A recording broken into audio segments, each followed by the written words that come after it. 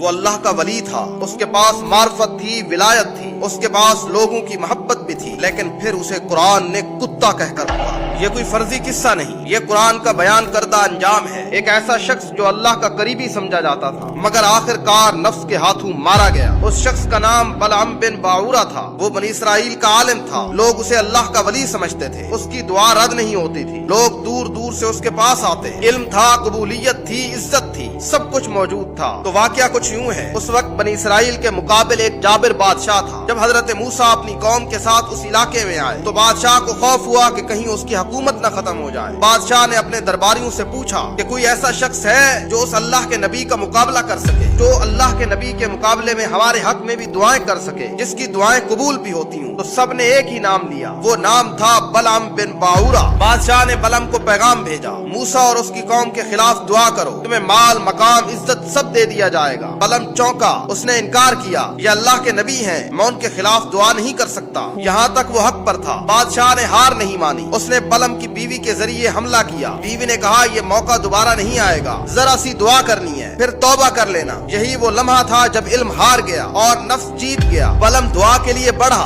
مگر جیسے ہی اس نے اللہ کے نبی کے خلاف زبان کھولی، اس کی زبان الٹ گئی، الفاظ بگڑ گئے، دعا الٹی خود اس پر پڑنے لگی۔ کہا جاتا ہے اس کی زبان سینے پر لٹک گئی اور اس کے منہ سے ہانپنے کی آواز آنے لگی۔ پھر قرآن کہتا ہے، سورۃ الاعراف ہے، پھر اس نے اللہ کی آیات کو چھوڑ دیا تو شیطان اس کے پیچھے لگ گیا، وہ گمراہوں میں شامل ہوا۔ پھر اللہ نے مثال دی، اگر ہم چاہتے تو اسے ان آیات کے ذریعے بلند کر دیتے، مگر وہ زمین کی طرف جھک گیا اور اپنی خواہش کے پیچھے چل پڑا، تو اس کی مثال کتے جیسی ہے، اگر اس پر بوجھ ڈالو تو بھی ہانپتا ہے اور اگر ویسے چھوڑ دو تب بھی ہانپتا ہے۔ نہ دنیا ملی اور نہ آخرت بچی، قوم نے بھی چھوڑ دیا، عزت بھی چلی گئی اور قرآن میں ذلت کی مثال بنا دیا گیا۔ یہ واقعہ اس لیے نہیں کہ ہم کسی شخص کی برائی کو جانیں، بلکہ اس لیے کہ ہم خود کو پہچانیں۔ علم حفاظت نہیں کرتا، عہدہ ضمانت نہیں ہے، کرامت ڈھال نہیں ہے۔ اگر نفس قابو میں نہ ہو تو اللہ کا ولی بھی گر سکتا ہے۔ بلعم بن باعورہ آج بھی زندہ ہیں، جو دین کو دنیا کے بدلے میں بیچتے ہیں، جو حق جان کر خاموش رہتے ہیں، جو علم کو کمائی بنا لیتے ہیں۔ فرق صرف نام کا ہے، انجام وہی سب کا ہوگا، کسی کا روحانی طور پر اور کسی کا جسمانی طور پر، اور فیصلے تو پھر کل قیامت کو ہوں گے۔